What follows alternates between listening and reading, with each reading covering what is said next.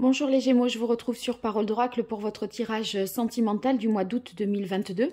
J'ai effectué des tirages sentimentaux août-septembre, donc qui donnent une tendance sur l'évolution dans votre vie sentimentale sur ces 2 mois. Là, il s'agit plutôt dans les 5 premières minutes de voir plus précisément avec des cartes de coupe la tendance du mois d'août. Et ensuite, on voit vous et les 12 signes du zodiaque dans la relation, que vous soyez en couple ou que vous veniez de rencontrer quelqu'un ou que la personne que vous rencontrerez. Donc si vous êtes Gémeaux, quelqu'un du signe du Lion par exemple, Gémeaux avec quelqu'un du signe du Gémeaux ou avec un signe du Sagittaire. Voilà, je tire 3 cartes des jeux que j'aurais utilisés dans la première partie ici sous vos yeux.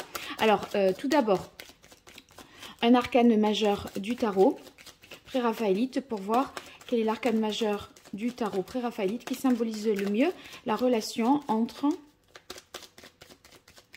les Gémeaux et les 12 signes du zodiaque.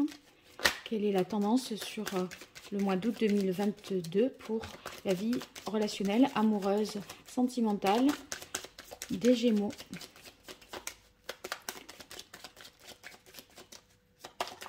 Voilà, alors on a la carte de l'ermite. L'ermite, c'est celui qui réfléchit, qui s'isole, qui a besoin de faire un point. Cette mise au point, elle peut vous permettre de vous éclairer sur ce que vous cherchez au juste dans la relation. Cette mise au point, elle doit se faire pour vous et par vous-même, sans influence extérieure. Vous sentez qu'il y a un changement qui va certainement venir parce que ici, après l'ermite, dans le tarot, c'est la carte de la roue de fortune. Et ce changement, il se prépare. Et vous voyez, avant de passer ce cap, vous avez besoin de vous poser les bonnes questions, de faire un travail d'analyse et d'introspection. Alors là, j'utilise maintenant le tarot des anges.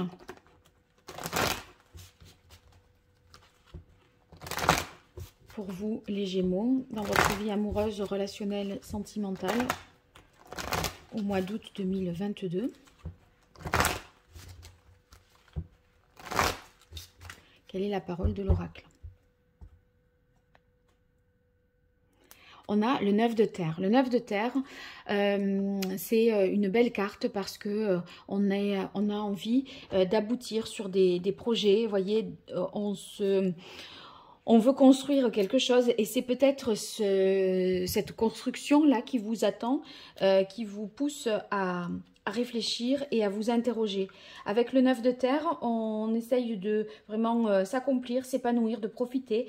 Il y a, voyez, on recherche en fait à être en sécurité, à se protéger et à construire quelque chose, une nouvelle vie, voyez, voilà, dans laquelle on aura quand même une autonomie et une indépendance. Et ça, ce sont des choses auxquelles vous ne voulez pas renoncer, d'où peut-être les questionnements de l'ermite. Hein. Alors, les Gémeaux avec le grand oracle de l'amour.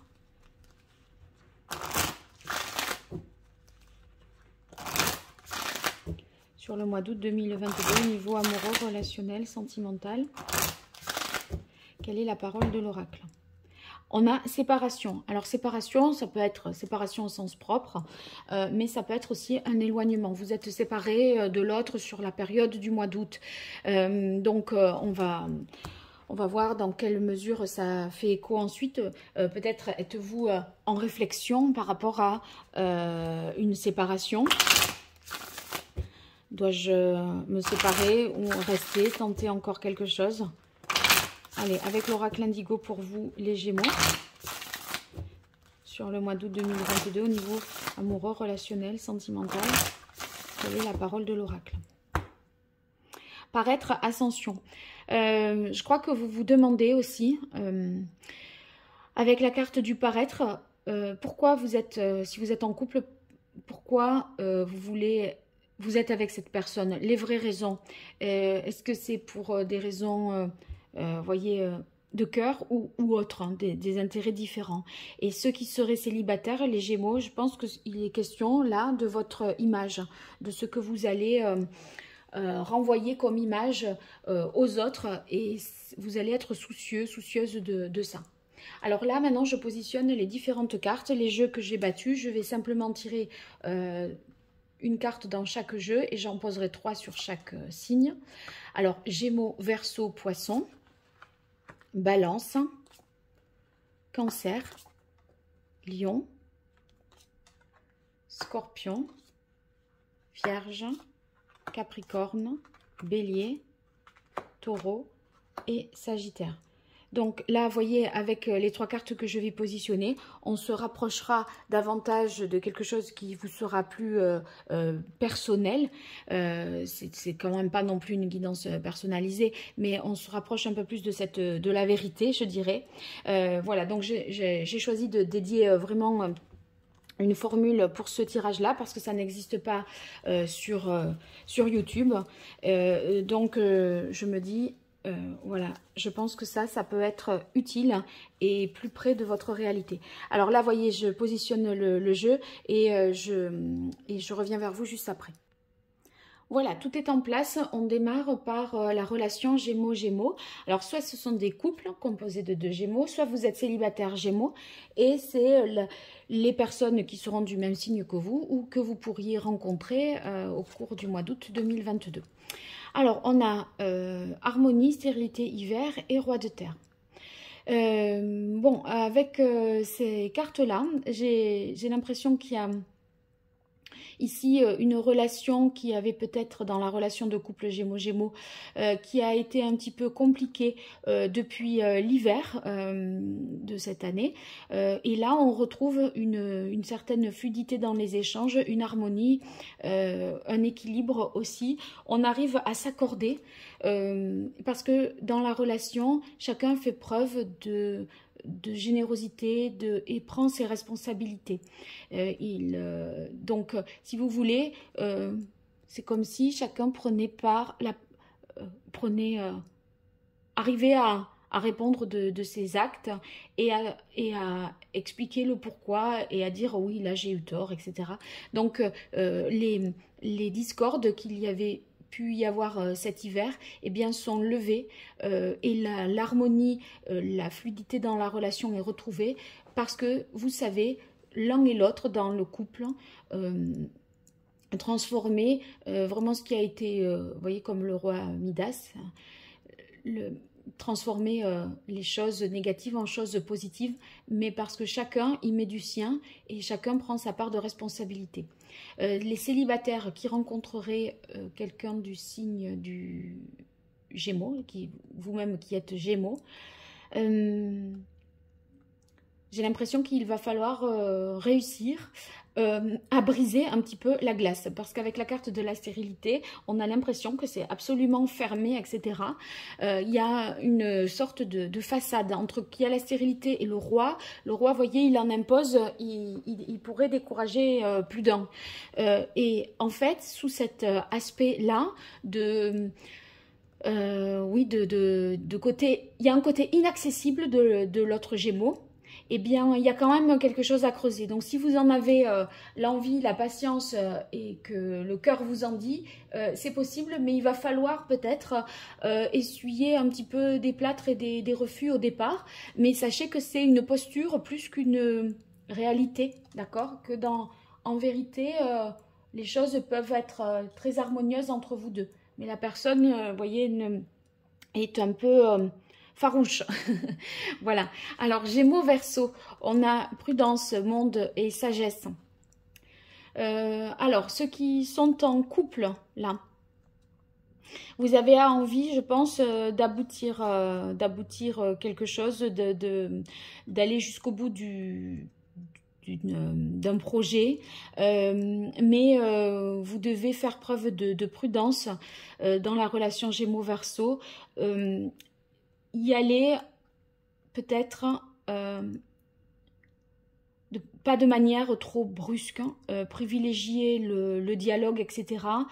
Prendre du recul et pas s'énerver. On a l'impression que si vous allez trop vite ou que vous brûlez des étapes, ça peut capoter et ne pas atteindre ce que l'objectif peut ne pas être atteint. Alors avec le monde, là de manière très factuelle, je dirais attention, Gémeaux Verseau, si vous êtes en couple, au déplacement. sur la route. Voilà, bon, il y a rien de grave, mais il pourrait y avoir peut-être des ralentissements, des imprudences, donc soyez prudents à ce niveau-là. Sinon, j'ai l'impression aussi que la carte du monde, ça peut être une carte de communication et on vous dit de faire attention dans la manière de vous exprimer, les Gémeaux vis-à-vis des Verseaux, parce que avec la carte de la sagesse, on vous demande ici de faire preuve de maturité. Et c'est ce qui pourrait ne pas convenir au Verseau, c'est un côté un peu juvénile, immature. Donc si vous voulez atteindre ce que vous voulez avec le Verseau, obtenir ce que vous souhaitez, voilà, cette réalisation, ce moment de joie, de contentement, etc., il va falloir vous montrer, faire preuve de maturité. Et je pense aussi de patience. Voilà. Alors, Gémeaux Poissons. Gémeaux Poissons, on a le 5 d'air, sincérité, réunion en l'été. Alors là, ça se lit dans ce sens-là. Donc, si je vous le montre comme ça. Voilà. Ici, il peut y avoir des disputes, hein, des rivalités dans le couple, hein, des choses qui sont déséquilibrées. Des affrontements. On voit avec le 5 d'épée que ça ne va pas de soi, qu'il y a quelque chose qui est venu perturber l'équilibre existant. On a l'impression qu'il y a une volonté de vengeance, des propos agressifs, voire malsains. Et en fait, on dirait que l'un ou l'autre là veut avoir raison, quitte à comment dire, à condamner la relation. Mais heureusement, avec la carte de la sincérité, la vérité aura raison de la dispute.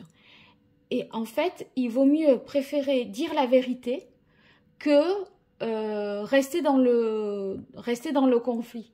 Parce que là, en ne donnant pas la vérité, vous ne pourrez pas pardonner ou être pardonné, et ça va être stérile. Vous voyez, le 5 d'air, on en sort par la sincérité. Et au final, là, il y a réconciliation avec la carte réunion été. Donc, même si c'est une vérité qui ne vous arrange pas, qui est difficile à entendre, que vous n'avez pas envie voilà, de dire parce que ça vous condamne un petit peu, on voit malgré tout que c'est la clé de la réconciliation et du retour de moments festifs, joyeux et agréables. Et on n'est plus dans la prise de bec, là. Les Gémeaux qui sont célibataires, vous pourriez rencontrer quelqu'un, là, avec la réunion l'été, il y a l'idée de rencontrer quelqu'un au cours d'une fête, je sais pas, un événement type baptême, mariage ou anniversaire, quelque chose de cet ordre-là.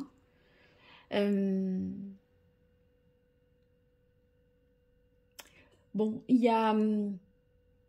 j'ai l'impression qu'il pourrait y avoir une démarche sincère d'une part, mais pas forcément bien réceptionnée de notre côté.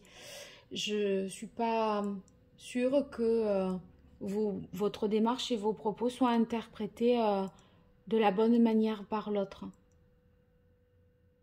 À voir. Je tire une carte de plus là. C'est la carte qui me gêne le plus, c'est la carte du 5 d'épée là sur la relation Gémeaux-Poisson. Comment je dois la comprendre? 10 d'eau. Ouais, c'est peut-être par rapport à des considérations familiales. Il y a peut-être la famille là, c'est comme si vous veniez perturber un ordre familial existant. Vous voyez, ça ne sera pas du goût de tout le monde dans la famille. Je crois que c'est de cet ordre-là. C'est pas que la famille s'y oppose, mais il y a des énergies contraires à la vôtre. Voilà. Gémeaux, Balance. Alors, on a le 10 de terre, l'intérêt et l'infini. Là, tout de suite, ce que je vois, c'est qu'il y a peut-être là un héritage quelque chose lié à la transmission, au partage de biens matériels. Il y a des relations d'intérêt ici. Du coup, des choses d'ordre matériel qui viennent interférer au niveau du couple des sentiments. C'est un peu ce que le couple aura à gérer, peut-être vis-à-vis des enfants. Voilà, dans les relations, il y a quelque chose de matériel, financier à partager, à léguer, qui pourrait être de l'ordre de l'héritage. On a quand même la carte de l'infini, ici, qui symbolise le couple. Voilà. Après, est-ce que on reste, parce que l'infini, il y a l'idée aussi de tourner en rond, d'être dans quelque chose d'un peu routinier, dans lequel on ne se retrouve pas soi-même. Est-ce qu'on reste par intérêt? Pour des raisons matérielles, financières, de confort de vie? C'est ce que ces trois cartes m'évoquent. Après, c'est pas un problème, hein. Enfin, c'est pas une critique, hein. Ceux qui sont Gémeaux célibataires, si vous rencontrez quelqu'un du signe de la Balance, j'ai l'impression que ça pourrait être quelqu'un qui est marié et qui n'est pas tout à fait disponible. Voilà. Ou qui est en couple engagé et qui n'est pas vraiment disponible. Je vois pas autre chose là. Gémeaux, Cancer. Alors, on a le rêveur, l'échec et la renaissance. Je crois qu'il y a quelque chose qui n'a pas fonctionné là dans la relation Gémeaux-Cancer.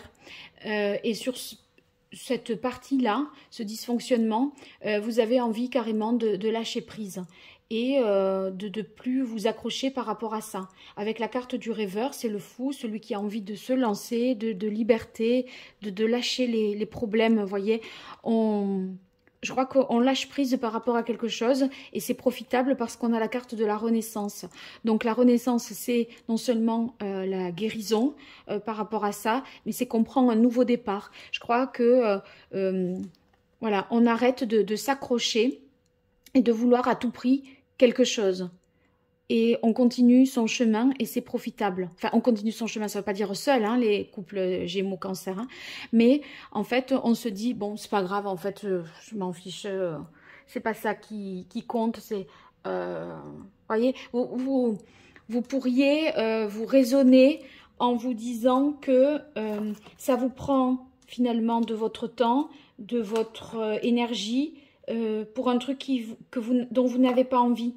En fait, à la limite, vous vous sentez plus concerné par la chose. Et c'est ce qui fait que vous avez envie de lâcher par rapport à une discorde, un problème. Et c'est profitable parce qu'on a la carte de la renaissance. Les Gémeaux qui rencontreraient quelqu'un du signe du Cancer, il y a une volonté, je pense, de votre part de prendre un risque, alors que vous avez conscience que c'est quasiment infaisable. C'est comme si le Cancer était inaccessible, que vous êtes à peu près sûr qu'il dira non, qu'il ne voudra pas, mais j'ai l'impression que vous avez envie de tenter quand même quelque chose.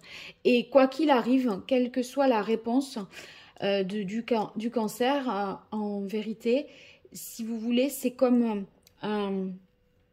une expérience initiatique qui va vous permettre, avec la carte de la Renaissance, d'avancer dans votre processus, dans votre chemin sentimental, émotionnel.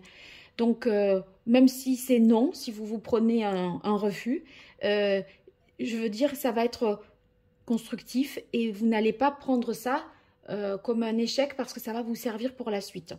Bon, vous me raconterez. Alors, Gémeaux et Lion. On a l'étoile, l'oubli et la vision. Il y en a un dans la relation là, de couple qui ne trouve pas son compte, j'ai l'impression. Qui ne se sent pas suffisamment considéré, qui ne se sent pas suffisamment protégé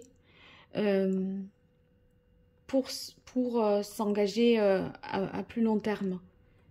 Il y a un questionnement de la part de l'un, ou alors dans le couple, Gémeaux, Lion, c'est comme si il y avait un aspect de la relation qui n'était pas du tout abordé et donc qui était même occulté par rapport à un projet que vous avez à deux.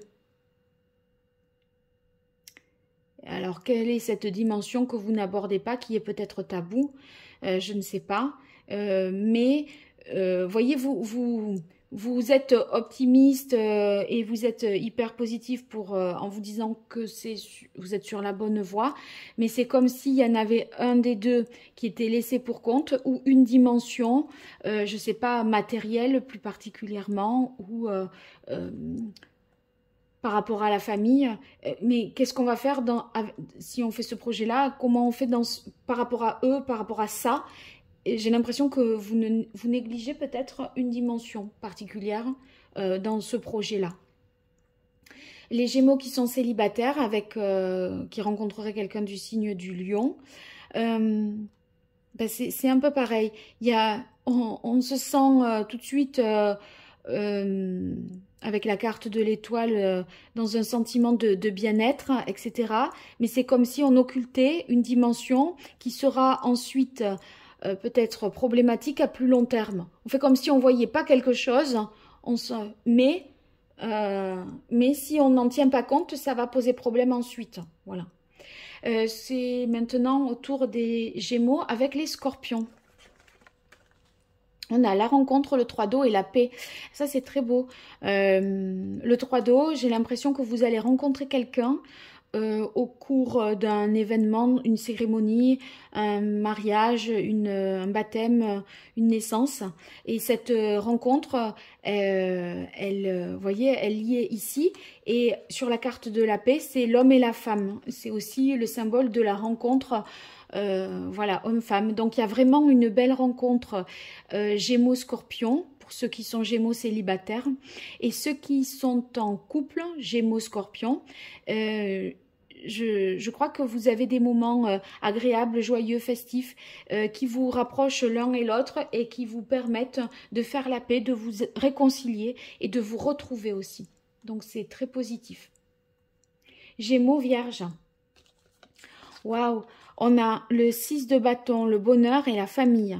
Alors là, c'est une très belle chose dans la relation parce que on a le sentiment que vous filez le parfait amour, tout le monde est heureux. Non seulement vous à titre individuel dans le couple, mais aussi à titre familial et dans le cercle amical également. C'est comme si la relation Gémeaux-Vierge faisait l'unanimité et que tout le monde s'accorde à dire que l'autre est génial, on l'aime, on l'apprécie, on l'adore, et réciproquement dans la famille ou les amis du conjoint vierge. Vous voyez, c'est comme si vous étiez le couple rêvé, le couple idéal. Le 6 de bâton, c'est justement la victoire, la reconnaissance, les récompenses, les honneurs. J'ai l'impression qu'on fait que vous dire que c'est génial que vous soyez ensemble, que tout le monde est content, la famille, etc. Ça fait le bonheur des amis, de la famille et de vous-même et de l'autre. Donc, c'est merveilleux. Hein. Donc, si vous êtes Gémeaux et que vous rencontrez quelqu'un qui est vierge, eh bien sachez que ça va tout de suite matcher, que vous aurez tout de suite envie de vous montrer. Il y a l'idée de, voyez, d'être fier d'être avec l'autre, de montrer que vous êtes heureux, de partager votre bonheur avec vos amis et votre famille. Très très beau. Alors Gémeaux, Capricorne, on a le pape, l'engagement et le masque. Waouh! Alors ça c'est étonnant parce que ici on a vraiment le mariage à la mairie, à l'église, vous voyez, l'engagement officiel où on s'est accordé sur des valeurs et vraiment voilà, on a envie d'officialiser tout ça dans la relation Gémeaux-Capricorne, de passer ce cap, mais en même temps il y a le masque. Alors pourquoi? Vous ne le voulez pas, ce mariage, vous n'avez pas tout dit. Il y a quelqu'un qui va s'opposer à ce mariage et qui dira non, qui est-ce qui s'oppose à ce mariage? Il y a quelqu'un qui va arriver et qui va dire quelque chose. Je ne sais pas. En tout cas, si vous êtes Gémeaux célibataire, c'est pour du sûr. du sérieux si vous rencontrez quelqu'un du signe du Capricorne. Entre l'unité et l'engagement, on sent qu'il y a une parole forte. Mais je vais éclaircir cette histoire du masque. Pourquoi le masque? Alors que, avec le pape, est-ce que c'est la famille qui veut vous marier et pas vous? Vous voyez, est-ce que c'est vraiment un choix personnel, là, cette histoire d'union? Est-ce que ça existe encore, les mariages un peu voilà, forcés ou arrangés? Il y a quelqu'un qui n'est pas d'accord. Est-ce que c'est l'un de vous deux ou pas? Est-ce que c'est des choses supérieures à vous qui vous dépassent, qui s'opposent? Alors, le masque, une précision sur le masque, sur la relation Gémeaux-Capricorne. Pourquoi le masque? Qu'est-ce qui n'est pas dit? Ou qui est-ce qui n'est pas d'accord?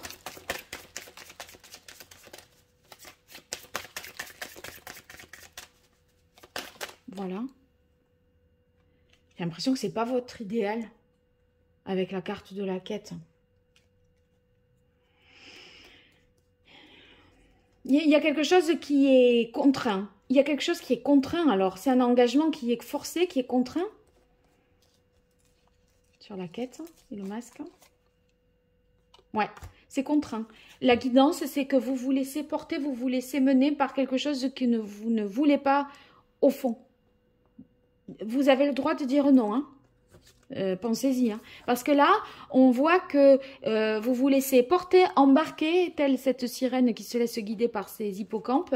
La quête, c'est l'idéalisation, mais c'est pas votre idéal. Seulement, vous êtes emporté dans une vague et là, vous seriez pas favorable à la limite à cet engagement. Il n'est pas partagé. Donc là, les Gémeaux, si vous rencontrez quelqu'un du signe du Capricorne, c'est comme s'il y avait un décalage entre la volonté de l'un et la volonté de l'autre. L'autre vous dirait peut-être oui, le Capricorne vous dirait oui sans le vouloir. Vraiment. Bon, à creuser, hein. Gémeaux, Bélier. Alors, on a page d'eau, confiance et fécondité. Le page d'eau, c'est une rencontre.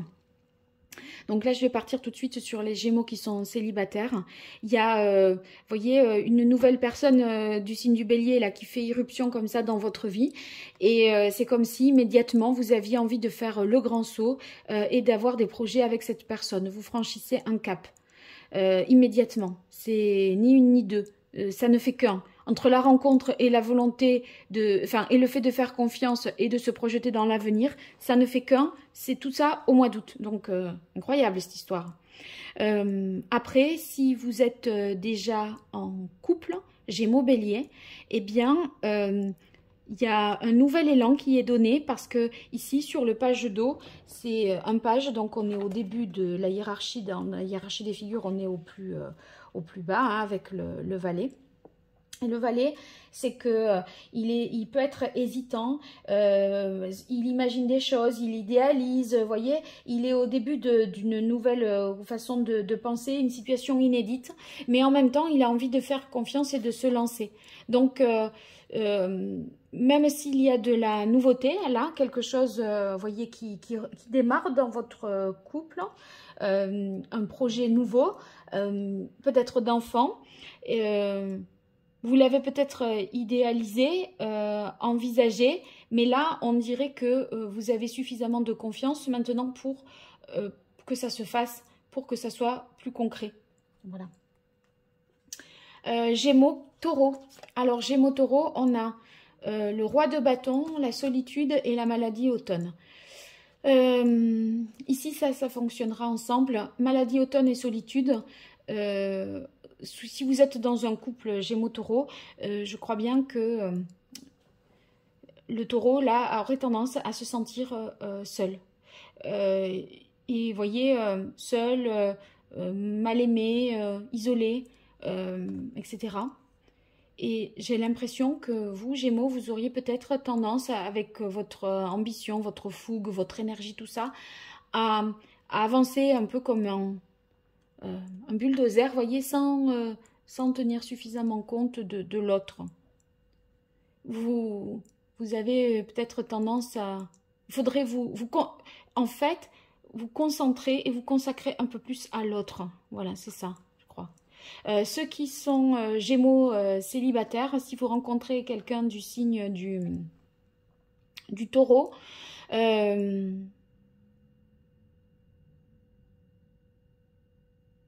j'ai pas l'impression que vous soyez sur des énergies alignées. Vous voyez, il y a d'un côté, je crois que l'un n'est pas prêt, moi. Entre la solitude, maladie, automne, si vous voulez, c'est l'autre préfère rester seul. Alors ça ne veut pas dire qu'il y aura pas de relation, mais il peut y avoir une aventure. Mais j'ai pas l'impression que ça puisse passer au-delà, parce que il y a une forme de célibat qui est choisie et que la personne ne veut pas être officiellement avec quelqu'un. Voilà. Alors, Gémeaux et Sagittaire, on a le savoir, la tendresse et le magicien. Bon, là, on est sur quelque chose de positif, un nouveau départ, beaucoup d'harmonie, de douceur, de bienveillance par rapport à ce nouveau départ. En fait, on a réuni toutes les bonnes conditions pour se lancer dans une nouvelle aventure à deux, les Gémeaux et Sagittaires qui seraient en couple. Vous avez suffisamment maintenant de connaissances et de la situation ou de ce que vous voulez pour transformer ce que vous avez en autre chose, pour aller plus loin. Pour les célibataires Gémeaux, eh bien, il y a tout à fait la possibilité d'un nouveau départ. La personne, vous voyez, est très douce, chaleureuse, fait preuve de tendresse vis-à-vis de vous, et je crois que ce qui vous séduit aussi, c'est que au-delà de ça, cette personne pourrait être, qui est du signe du Sagittaire, cultivée, avoir beaucoup de connaissances, etc. Et ça pourrait aussi vous mettre sous le charme. Donc c'est très positif que vous soyez en couple Gémeaux Sagittaire, ou que vous soyez Gémeaux et que vous rencontriez quelqu'un du signe du Sagittaire. Cette personne est très inspirante, très éclairante et très douce en plus, donc c'est parfait. Voilà, alors bon, mais j'espère que ce tirage vous aura plu. N'hésitez pas à partager, à liker la vidéo, à faire connaître Parole d'Oracle. Tout ça aide ma chaîne à grandir, donc voilà, j'apprécie vos retours. Je suis toujours heureuse de vous lire. N'hésitez pas, ne vous gênez pas pour en faire. Et puis si vous souhaitez une consultation privée, vous m'écrivez à paroledoracle@gmail.com. Au revoir, à très bientôt. Merci.